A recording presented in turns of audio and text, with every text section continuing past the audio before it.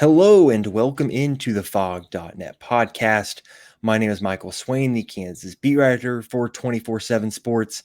We're back with the Sunday podcasts. We're going to be joined by Kevin Flaherty for every Sunday going through the football season, just like we did last year. Today, we're going to recap camp. It's been a busy month. I think this usually goes right, saying Kevin in basketball, right? It's cooling down outside, but it's heating up inside Allen Fieldhouse. Well, I think we could both say it is heating up in Lawrence. The heat index on Sunday was 134 degrees. Yep. It's hot. It's hot in my apartment here. It's just hot everywhere. How are you dealing with the heat? I have a feeling you're in a better position than I am here. Yeah, I mean, we were talking right before we went on. We got a new AC this Oh, year, and so I'm down in the basement. And in order to keep the whole house cool, basically the basement is a meat locker. So if you guys are watching at any point this year, and you're like, man, like it's 100 degrees outside. Why is Kevin wearing multiple layers or whatever?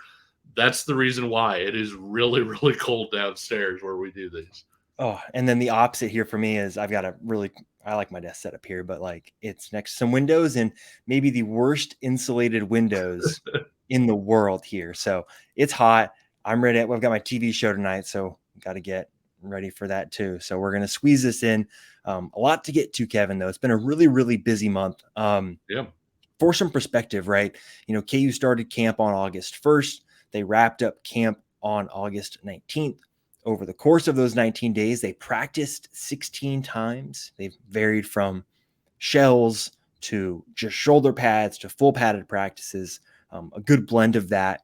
Over the course of camp, they had 3 scrimmages, which I think in the long run end up helping give the coaches a good idea of guys that can make an impact now, but I think also in the future.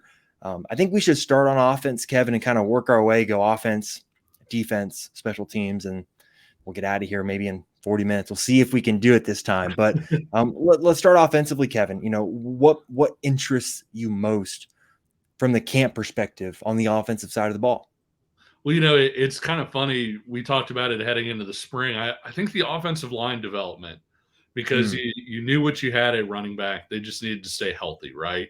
You knew what you had at wide receiver, where they had 7 guys really that could play. If you throw Kevin Terry in there, 7 guys that have made major catches in key moments in football games. And so you knew what you had there. Kansas has one of the deepest groups of tight ends in college football, certainly in the Big 12. And so while there were guys who were popping up and you always hear, okay, this guy's having a better fall than we expected, I think the offensive line was mhm. one that really merited watching, because kind of what we talked about to end last season. I felt like Andy Kotelnicki is a terrific offensive coordinator, does a great job of making you look left when they're going right. But I think that one of the areas where Kansas wanted to get better at, and something that they had at Buffalo, was sort of what I would call scheme independent running. And what I mean by that is it's 3rd and 2. Kansas wants to run the ball. The defense also knows Kansas wants to run the ball, and still being able to line up, knock somebody off the ball, and go get the yardage that you need or want to get. And I think when you look at some of the guys who kind of got tried out over fall camp, when you look at, Armaje Reed Adams, getting his chance to possibly step into that lineup, uh, Swain, I think there are some really interesting scenarios where Kansas can put a group. They've got about 8 guys or so, would you say, that could kind of rotate through there, but they could put a group out there that's significantly bigger Yeah. and maybe more able to move guys around than what they had a year ago. Yeah, I totally agree. I think, if you look at the offense, right, I think the next step that the team had to take is, can they control the point of attack? And I Yeah. think you look at this offensive line, and last year, I think we could agree, right, that KU's offensive line was probably right in the middle of the Big 12, right? Mm. They would hold their own against middle of the road Big 12 teams or lower end Big 12 teams. But when you go up against the Baylors, the Texas, the Oklahomas, it became a little bit more of a struggle, right? Totally understandable. And I think the next step, right, is that physical side of things. And we all knew that there was going to have to be at least one new face on the offensive line this year with Earl Bostic now in the NFL, Right now, it seems like, Armaje Reed-Adams is going to be that guy, potentially starting at left guard. And I mean, you look at his story, right? Coming in and playing as a true freshman when he should not have been playing as a true freshman, was a part of that really bad just offensive line overall. And then, you look last year, he was in line to start. He was getting a lot of reps with the ones, and then he suffers a knee injury, and then he ends up basically getting some spot reps throughout the course of the season. But now it really seems like it's his time. I got to talk to Matt Gildersleeve last week off to the side, and he mentioned that the mental side has really started to click for Armaje, and now he's unlocking, right, that physical capability because he knows what he's doing in the scheme. He knows where to be, what to do. And so right now, I think you're looking at, Dom Pooney being your left tackle. I think he brings some physicality there. I think Earl Bostic was really good in pass pro. I think sometimes run blocking, he wasn't the best. I think Pooney's going to be a good run blocking left tackle. Armaje at left guard is going to be really good. You know what you're getting in Mike Nowitzki. And then the right side of the line right now seems like it's going to be Michael Ford and then Bryce Cabledew. So I think you look at the right side. I'm sure some fans would say, oh, maybe Kobe Baines should be in there, but you got to give these guys credit, right? It's kind of similar to what we talked about last year, Kevin, with a lot of the new transfers coming in on defense, and still guys like Kobe Bryant and Melo Dotson elevated their game to win the starting job. And that's exactly what happened, where Michael Ford has elevated his game, where he has beat what seems like he's likely to beat out Kobe Baines. But for me, I'm curious what you think about the ideologically, the idea of rotating linemen, because that's something that Lance Leipold talked about a little bit during spring, and he mentioned it too at Big 12 Media Days, where maybe they might rotate a little bit. You saw it sometimes last year, but that was more health dependent on Michael Ford. But I wouldn't be shocked if there's a game where maybe a Spencer Lovell comes in, maybe Kobe Baines comes in at right guard for a little bit, or maybe even right tackle. What do you think ideologically about the idea of rotating linemen? Because it's something that I think sounds good in practice and like what you think, but I just don't know how that's going to work in reality. Yeah, yeah, you have to see it work out in practice, and Yeah. not at practice, but like in practice in games. You need to see proof of concept, and Mm-hmm. it's one of those things I think where, I do think they have 8 guys that are good enough that, For sure. but at the same time, there are so many other things that impact offensive linemen, right? Chemistry, understanding what the guy next to you is doing as well as what you're doing, knowing, hey, this is when I'm going to need to change my assignment a little bit because this is happening. I've seen this happen with this guy before, and so I need to kind of change things. Timing is another really big part. But I also think it's interesting. Scott Fuchs, I think, is a terrific offensive line coach. Yeah. And one of the things that he did through the spring, and then in fall is he cross trained a lot of these guys. Mm-hmm. They got reps not just at sort of their quote unquote given position, but the reason Dominic Pooney is, looking like the starter at left tackle is he got a chance to work at tackle and guard. And, these guys moved around. And so he was able to kind of see, okay, these are guys who can fit with other guys where maybe this will work out. I also think, I don't know about, I also feel like it's a little bit different to say, hey, Spencer Lovell's going to get 15 reps a game, or also I'm going to go with a hot hand approach where, hey, Mm. Spencer Lovell's making his blocks a little better today than maybe Armaje is. Are we going to roll with Spencer, the rest of this game? And so I do think there are some things to figure out there. One thing I wanted to ask you, kind of changing topics a little bit, but staying in the Mm. offense. Obviously, the elephant in the room is Jalen Daniels' health, right? Yeah. Because when he's healthy, it takes that Kansas offense up to another level, and it takes the entire team's belief level, I feel like, up to another level where they don't feel like they're. I don't want to say they don't feel like they're capable of losing, but they always feel like they're in a game, even if they're down 14 points or 20 points.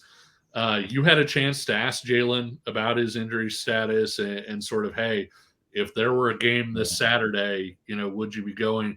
What did you kind of hear, and how do you feel about that? Moving into these last few days before the first game.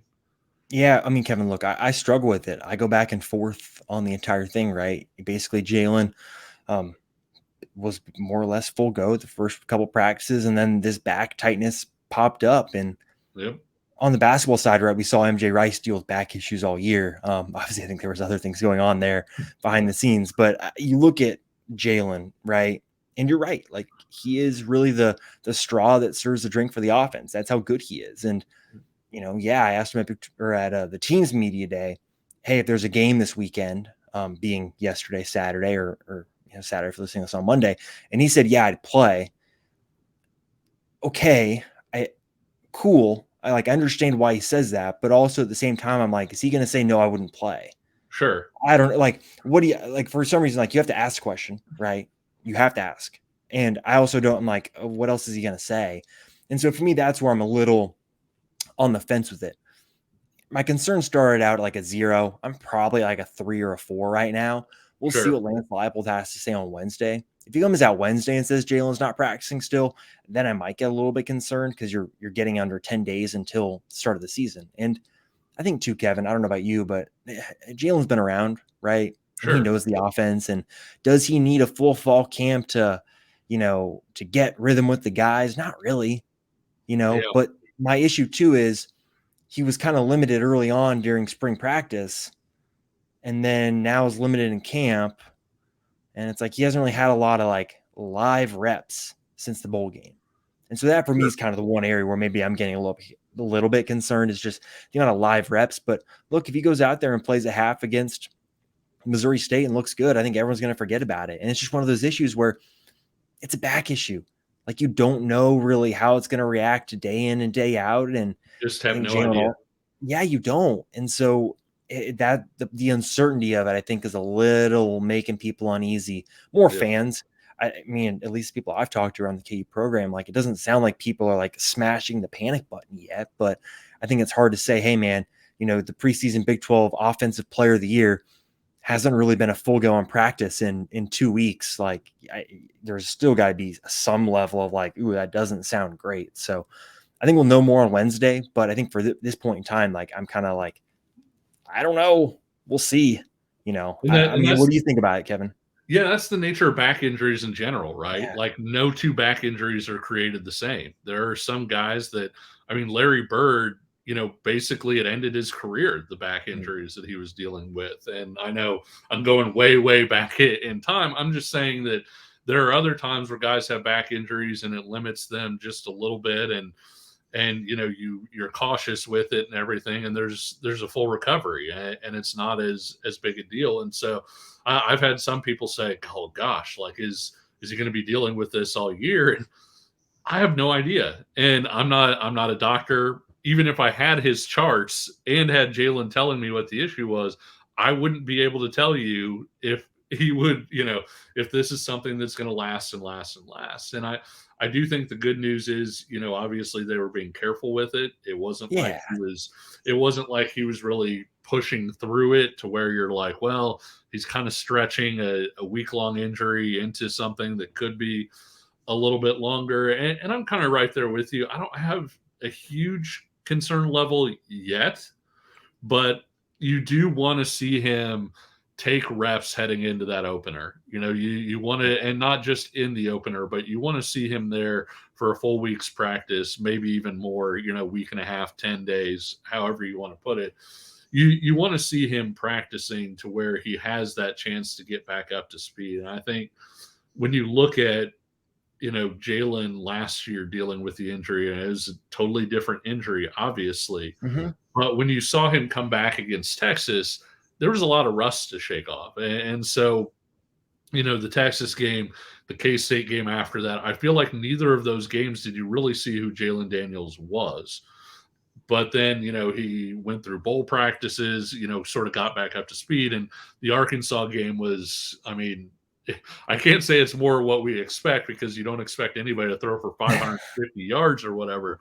But it was much more healthy Jalen, sort of what we were used to seeing. And so that's my thing with this is, does he get the practice time to shake that rust off? Yeah. And obviously Kansas probably going to win that first game, whether Jalen plays or plays a major role. If not, I probably shouldn't say that given KU's recent history in some of those games, but generally speaking, that's a game that they should win. Yeah. But you really, I look at this as you want to get Jalen back on the field.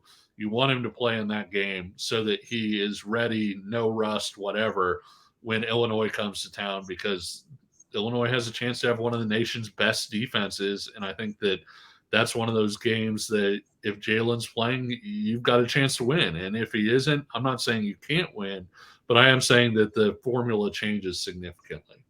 Yeah, I totally agree. And I think that the nature of it, right? We're just not going to know. And Sure. I'm sure we'll talk about it again next Sunday when we do our next podcast, right? I think that's just going to be kind of the way it goes. And it's just one of those, we'll have to see how it works out. I think looking at the rest of the offense, it's been a quiet camp for the running backs, which I think is that's what you want, Yeah. right? If you're returning those three, or really those two guys, and Devin Neal, Daniel Highshaw, you add in Dylan McDuffie, Sevion Morrison is Yeah. back. Johnny Thompson had a good camp, the true freshman. But I think that's the room you want to hear nothing about. Just with the injury history of guys like Devin Neal, and you're really Devin Neal getting banged up, but injury history with someone like Highshaw, where, I mean, in spring practice, right? You're looking at McDuffie getting a lot of reps, and it was some walk-ons getting, running back reps in spring practice too. So I think that's a group you want it to be quiet. Wide receiver, it's about building depth. It sounds like Trevor Wilson had a good camp. Douglas Emillion had a good camp. And now you're looking at kind of KU having the top three. But I think we talked about this all last year, Kevin, right? Those top three guys were so good, but there was just no production underneath those three. And now you're looking at Trevor Wilson having some rhythm going into this year. You're looking at Douglas Emillion having more confidence in the scheme, I think. And Tanaka Scott still, I think, is believed to have one of the highest ceilings of any of the wide receivers in the room. So I think you got to feel a little bit better about those guys. But I think skill position wise, I think it's just a good position to be in going into the year, where it sounds like guys have just been pretty steady.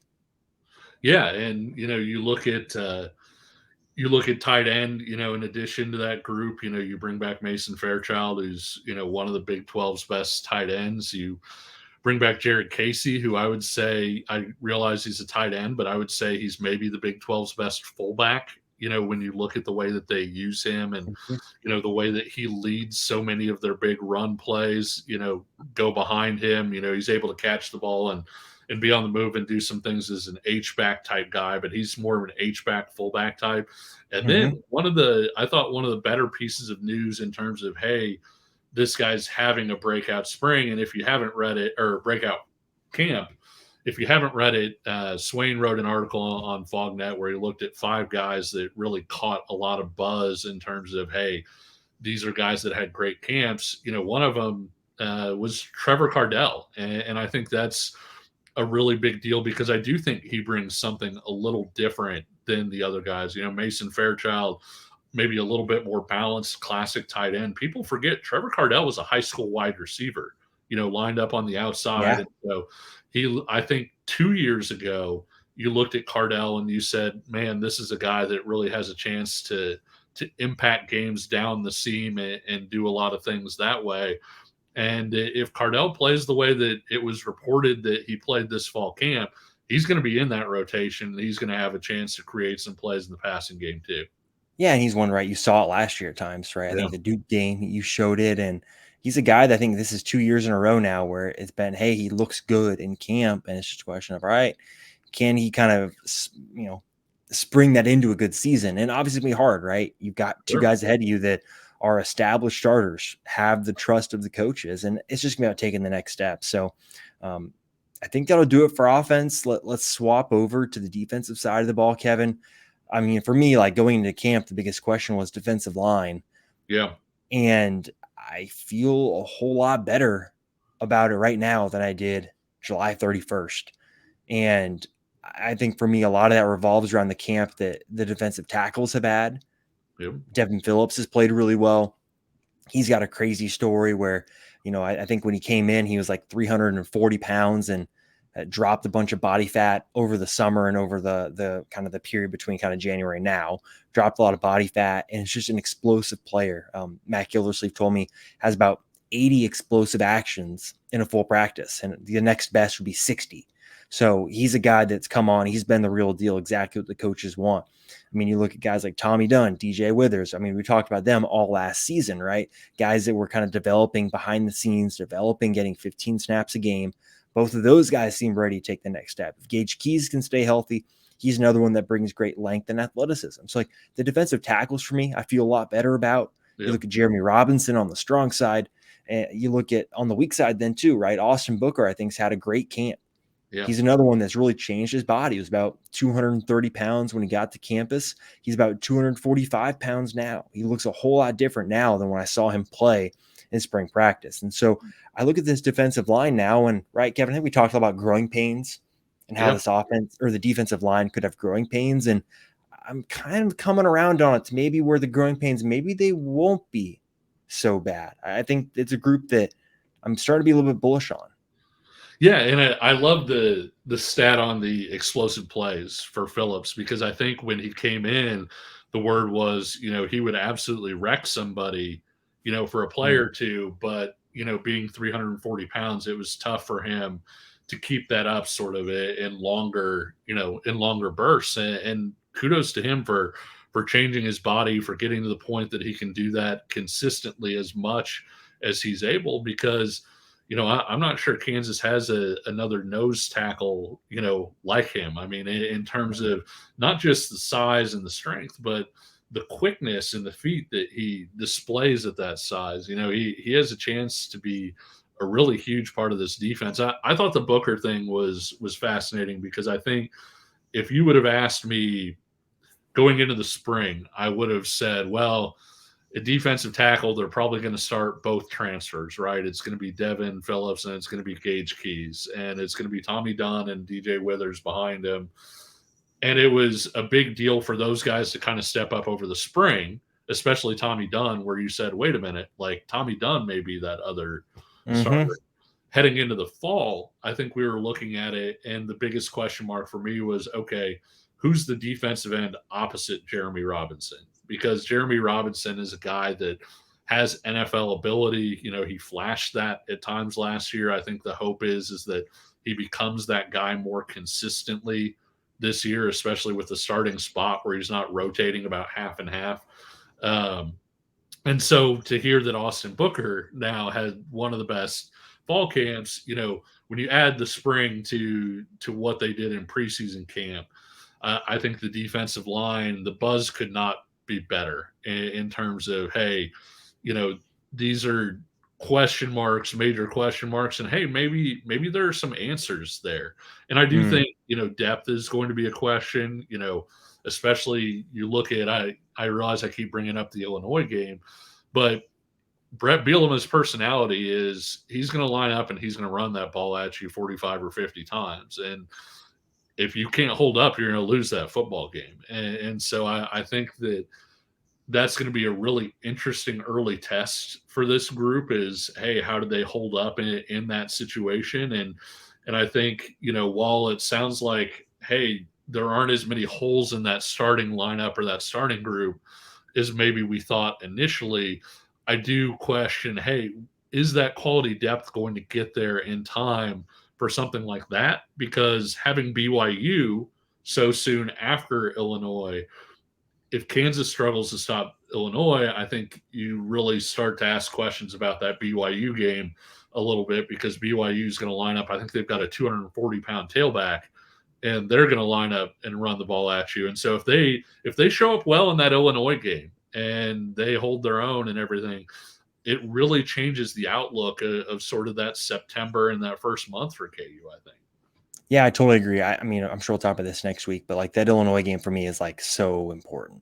Yeah. So important, right? Between, I think, setting the tone for the season, I think it'll show us a lot about where KU is just in the trenches, because what Illinois is going to come in and do. They're going to come in and be physical. They've got draft picks on the defensive line. They've got old experienced guys on the offensive line. And I think it's going to be a really good litmus test for where Kansas is at in the trenches. And so I think, you look at the weak side defensive end spot.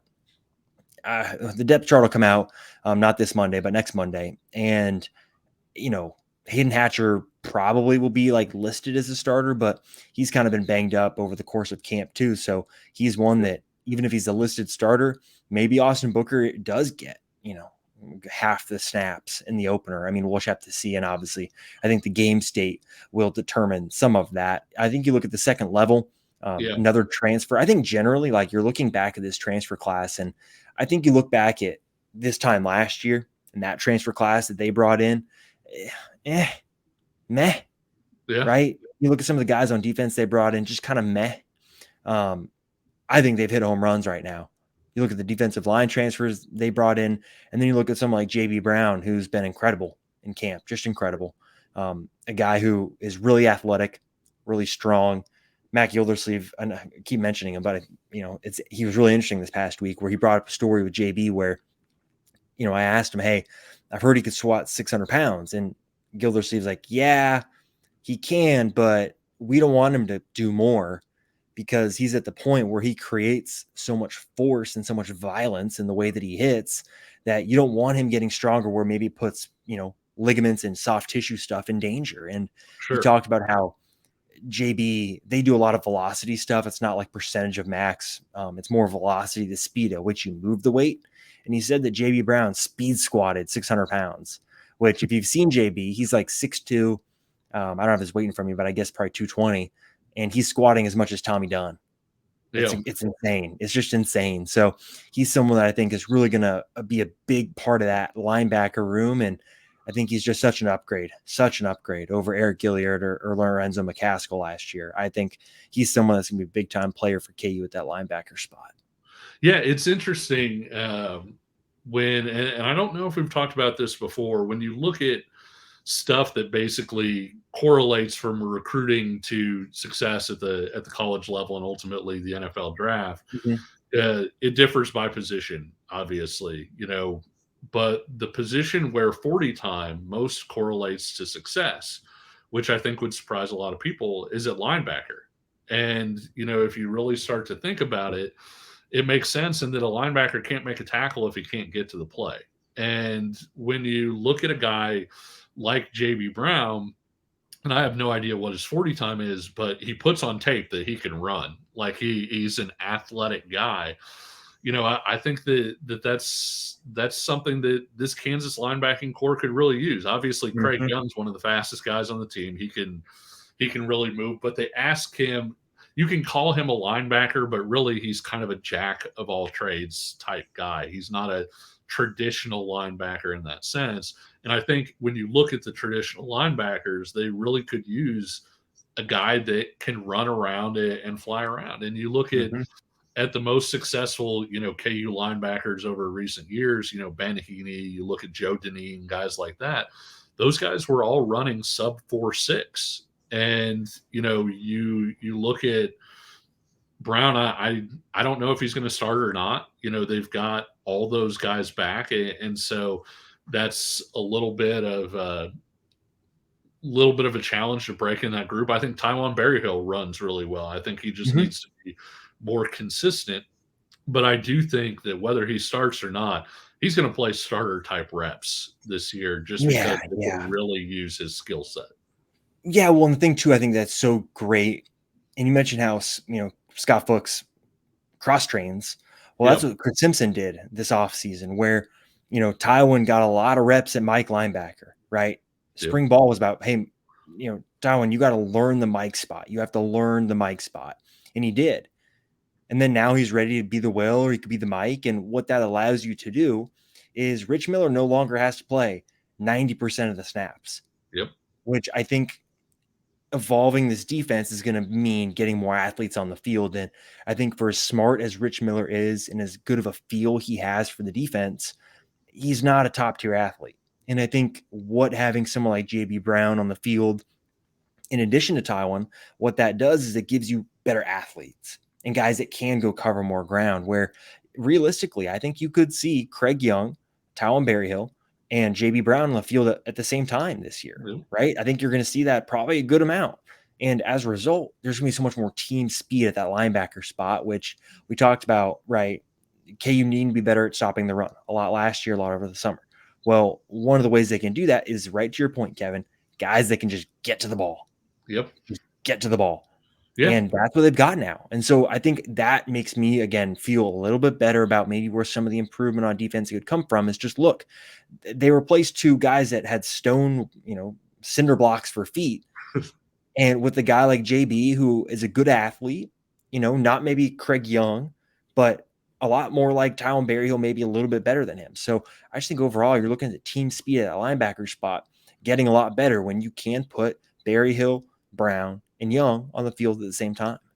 Yeah, I mean it's really hard to tackle somebody, and it gets significantly easier when you bring your buddies along. Yeah. And so when you're able to gang tackle, the other thing that I think this opens up a little bit that I'm fascinated to watch is Brian Borland would tell you himself that he's kept things pretty simple, for Mhm. this defense. And I think that when you have a group like that that can really run at the second level, it opens up some things you can do with blitzes and pass rushes and different things like that, to where maybe he feels like, hey, in a big game in September, I don't know if Jeremy Robinson and Austin Booker are going to get home.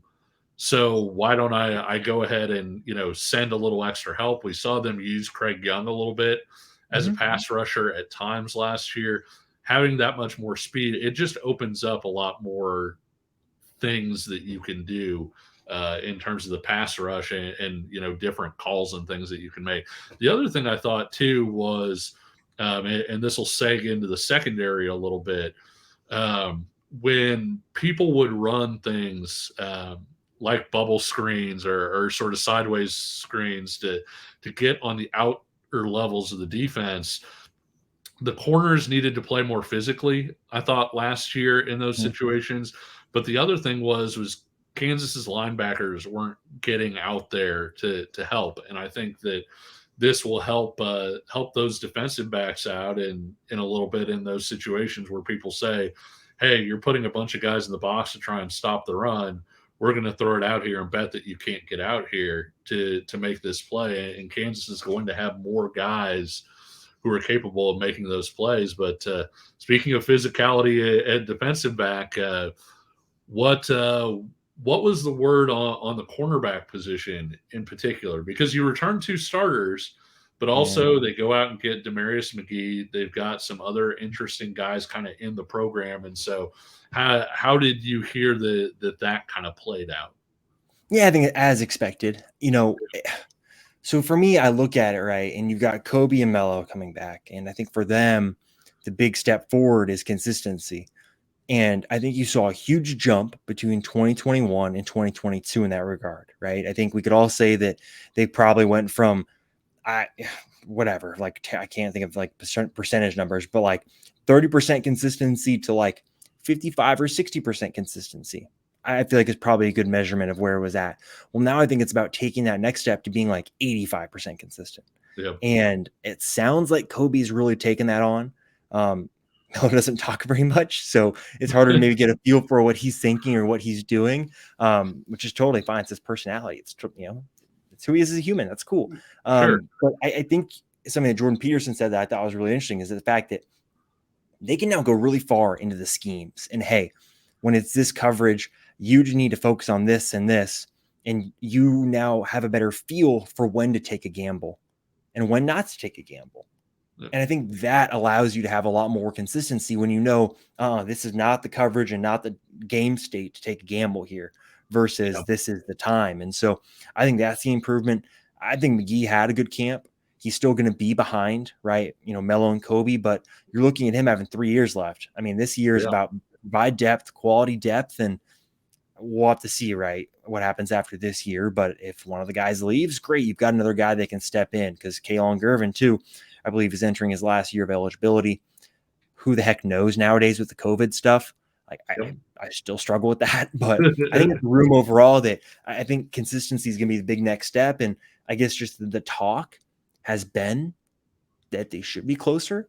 But again, it's kind of one of those deals where, yeah, you can talk about it, but maybe one of those, maybe I need to see it before I believe it. But they've been saying the right things, and it sounds like the guys have had a pretty good camp so far. Yeah, and I think McGee is interesting moving forward. He was a pretty good athlete. There's a reason this guy was a top 100 recruit in the country and started his career at LSU. He played some as a true freshman. You had the coaching change there where Brian Kelly comes in. They wanted something a little bit different from their cornerbacks. And so he kind of fell out of favor there, if you will. But, he's still a really talented guy.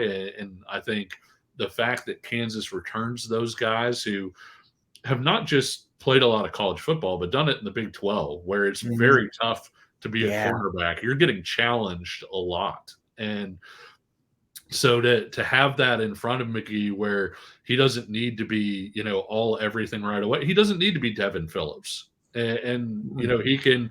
he can kind of rotate through in that group and sort of grow similarly to the way that a guy like Kobe Bryant did early in his career to get to where he is now. I think that's a positive. The fact that they can have all three of those cornerbacks out there. The crazy thing about Craig Young is he's not a cornerback, but he lines up over the slot a lot.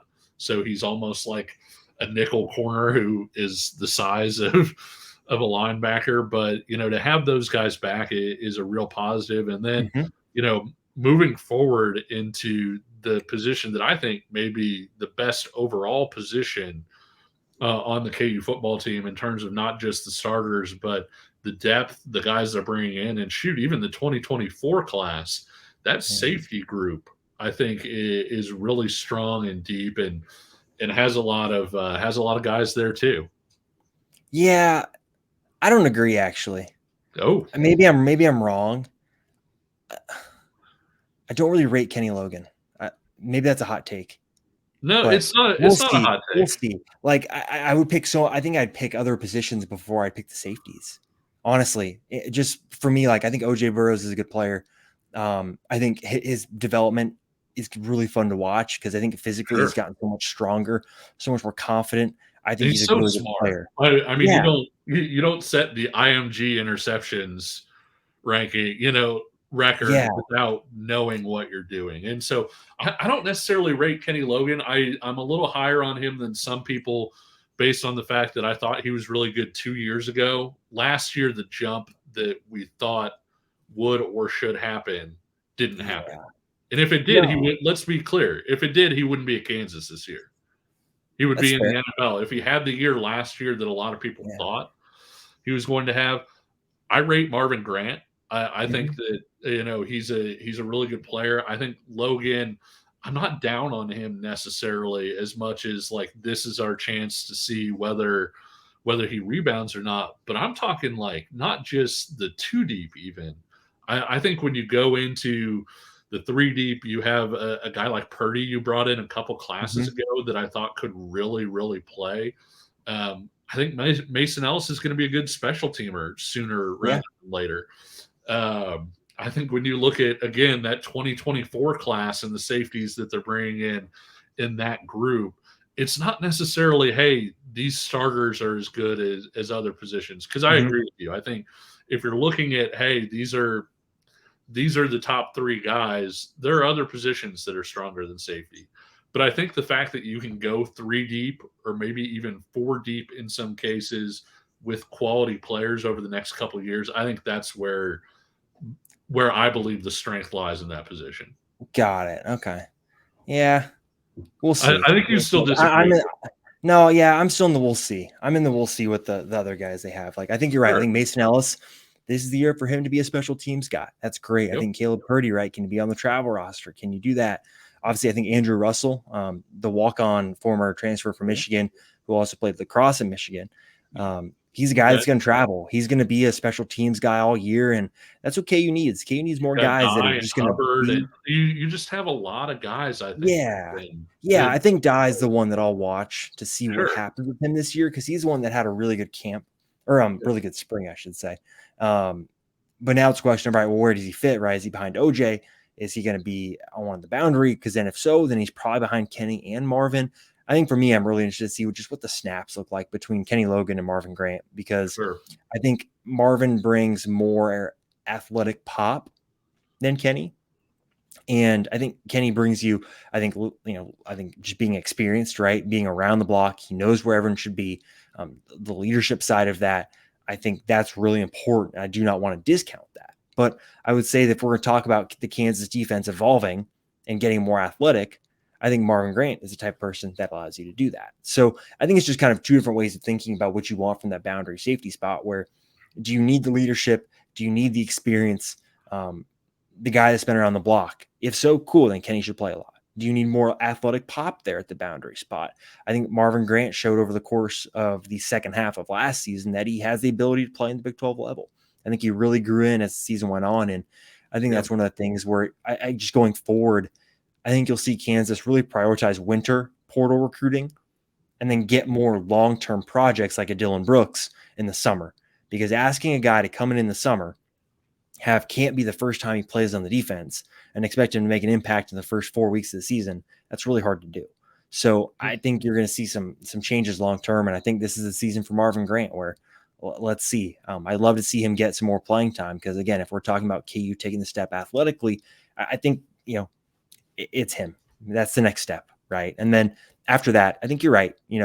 Mason Ellis, Achille Hubbard, Jalen Dye, those guys. I'm a Purdy guy too, or Yeah, at least I Purdy, was yeah. out of high school, and yeah, that's just it. Like that's where my argument lies. Is just like they don't just have I think a quality too deep. I think you can go really deep in terms of guys who could wind up playing at Kansas and potentially even playing major roles.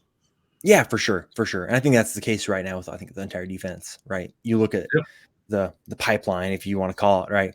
You can start to see like this is kind of the last year before really things can start to chug along, where you're kind of in a transition almost year where the defensive line is kind of getting there, the linebacker room is kind of getting there, and then kind of next year and beyond is when I think a lot of the transition will happen to be more what this coaching staff wants and recruits for and all of that stuff. So I think before we get out of here, we got to talk special teams. Yeah. Seth Keller at practice. Did you see him kick? How did it go? And no, that's the issue. The field goal kickers. So this is the best part about it. So the field goal kickers, we get to see probably the first 30 minutes of practice. Sure. The field goal kickers don't kick during that time. They're usually chilling on the sideline, doing their specialist stuff. And then they usually go to the other field to go into Memorial Stadium and kick or things like that. So really the specialist I got to watch is the punters. And I think Damon Greaves is going to start, and I think he's going to be really freaking good. I just think the Aussie rules style where he's going to kind of run a little bit to the right and then boot it, I think that's going to help because KU had the least amount of fair catches last year. 11, 25% of KU's punts were fair caught. TCU, on the other hand, they had a guy from the same exact program as Damon Greaves, same exact program, right? Pro Kick Australia. 63% of their punts were fair caught. 25%, 63%. There's a lot of room for improvement there for Kansas, and I think that the punting game should be in a position to take the next step.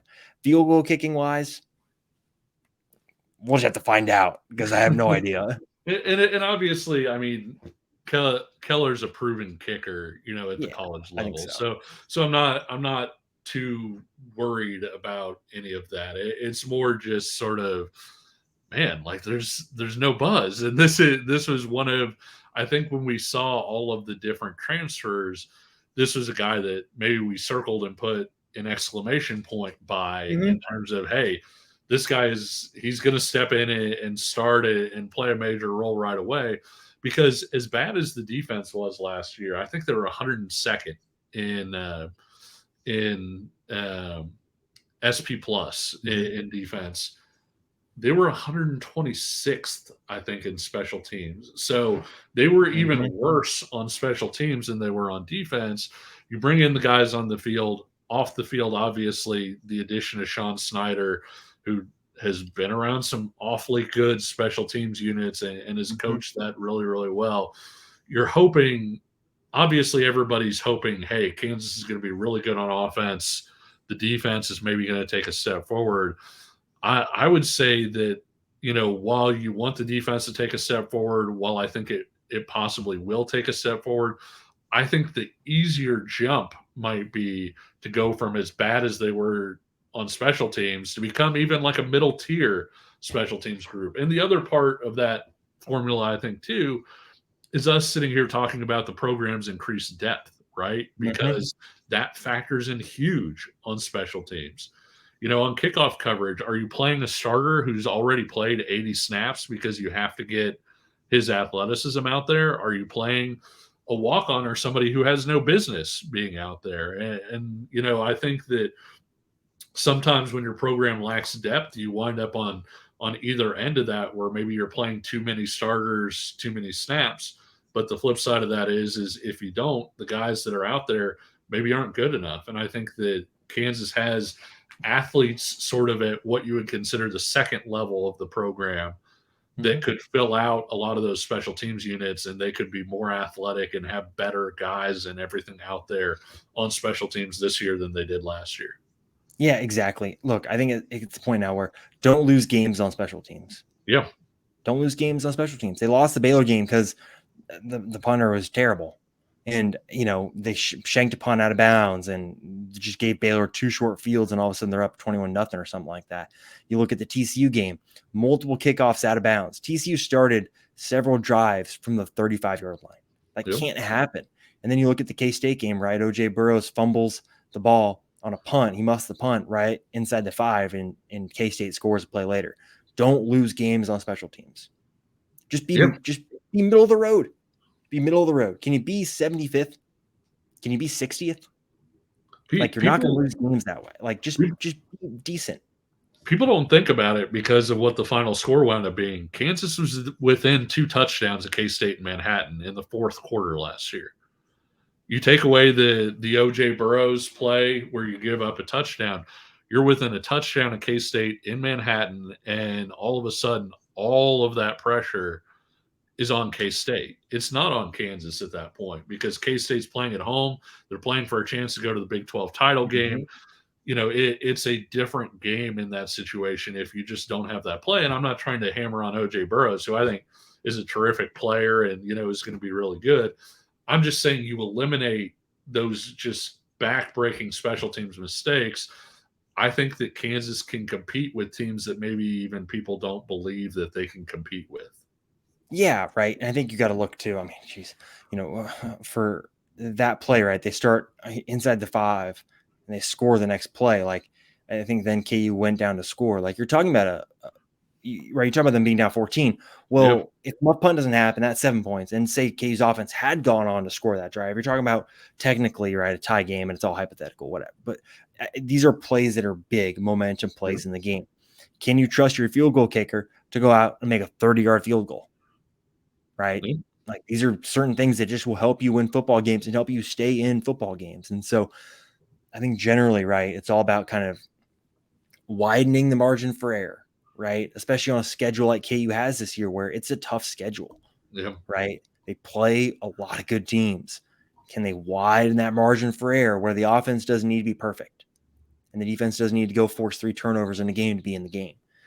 I think all these things together kind of come, you wrap it all together, right? And you get a team that can play some complementary football. And if you play complementary football and have the offense Kansas has, you're going to be in a position to win games.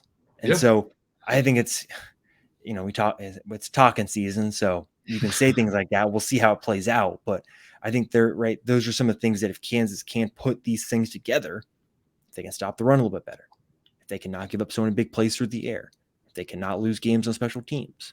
Like, there is a world in which they can go to a bowl game, win 7-8 games, right? But again, you're asking for a lot of different things to come together all at once, and things aren't always perfect. So we'll have to see. But Kevin, any final thoughts on camp before we wrap this show up? No, I actually think that we hit it pretty well. I mean, there were some questions going into camp, like you always have, and Swain's giving himself a pat on the back, but no, I think that Kansas went into camp with some questions. I think most of those questions, I don't want to say were answered, but you at least feel better about them maybe finding answers there, and so the bottom line is we'll find out here really, really quickly, whether those are answered or not. But no, I think from an injury standpoint, obviously with Jalen being up in the air, but other than that, you wanted to come out of camp healthy. You wanted to potentially find, a couple spots. Are we going to feel good about these spots? Are we in trouble, et cetera? I think camp went about as well as you could hope for. Mm-hmm. Yeah, I think so. Maybe we'll talk about the injuries next time and lingering stuff once we've talked to Lance for the last time. But thank you, Kevin, as always, for joining. And for those listening on iTunes or Spotify, please leave us a rating and review. Those always go a long way. If you're watching on the YouTube channel, make sure you like and subscribe to the channel. Make sure you are checking out fog.net. A lot of really fun content coming your way this week. If you missed it last week for VIP subscribers, we did a player poll where Nathan Swaffer, I helped him a little bit with it, but went around and asked a lot of questions to players and got some really interesting feedback on guys that stood out, guys that surprised, the games that players are looking forward to, the strongest player, the fastest player on the team, all that good stuff. So plenty of content over there at fog.net. Kevin, thank you as always. We will talk to you again next Sunday.